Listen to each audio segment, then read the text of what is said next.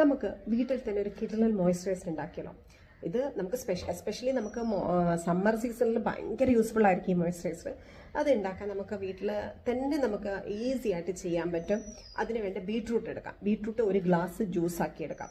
അത്ര തന്നെ അളവിന് നമുക്ക് റോസ് വാട്ടർ എടുക്കാം. ഇത് നന്നായിട്ട് മിക്സ് ചെയ്യാം. മിക്സ് ചെയ്തതിന് ശേഷം നമ്മുടെ കോൺഫ്ലവർ ഇല്ലേ, ആ കോൺഫ്ലവറും ഇതിനോട് ആഡ് ചെയ്ത് നന്നായിട്ട് അത് ഇളക്കുക. ഇളക്കിയിട്ട് നമ്മളൊരു പാൻ വെച്ച് അത് പാനിൽ ഒഴിച്ച് അത് ഹീറ്റ് ചെയ്ത് ഒരു കുറുക്ക് രൂപത്തിലെടുക്കുക. കുറുക്ക് രൂപത്തിലെടുത്തിട്ട് നമ്മളത് മാറ്റി വെച്ചതിന് ശേഷം അത് തണുപ്പിച്ചതിന് ശേഷം അലോവേര ജെല്ല് ഒരു 4 സ്പൂൺ അലോവേര ജെല്ല് ഇടാം. എന്നിട്ട് അത് ഒന്നും കൂടെ കുറുക്കാക്കുക. നല്ലോണം ഇളക്കിയിട്ട് നമ്മളൊരു ചില്ലിൻ്റെ കണ്ടെയ്നറിലാക്കി നമ്മുടെ ഫ്രിഡ്ജിൽ വയ്ക്കുക. ഒരു 5 hours ഫ്രിഡ്ജിൽ വെക്കണം. അപ്പോൾ അത് എന്നിട്ട് കട്ടിയായിട്ട് വരും. എന്നിട്ട് നമ്മളത് പുറത്തെടുത്തതിന് ശേഷം നമ്മുടെ ബോഡിയിലൊക്കെ ഇത് അപ്ലൈ ചെയ്യാം.